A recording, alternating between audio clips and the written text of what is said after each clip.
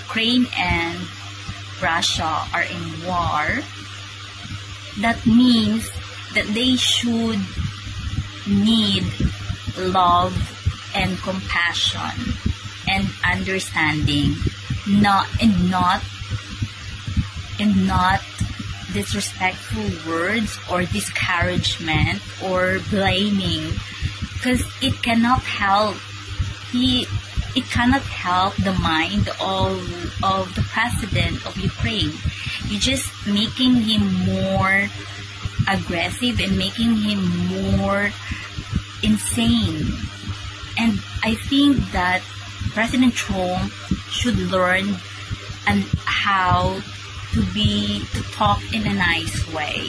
Though he said he's rich, he's one of the richest in the country of the USA, he should study how to deal with different kinds of people, because it can create conflict, it can create war.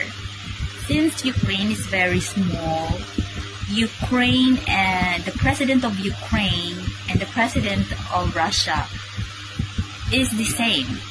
They are in war, so their mind is war, so you're creating conflict. The president of Russia doesn't speak, it's like the same with Ukraine. The Russia is a big continent, a big country, can create war between Europe and US. So be very careful, President Trump, in talking to different kinds of presidents around the world, because you can create conflict.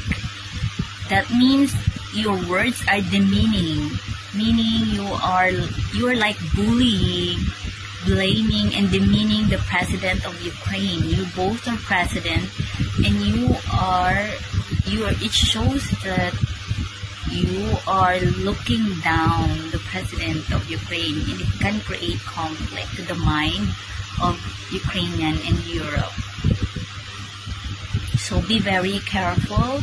You should speak in a level-headed way. You're both president, so you have to respect each other.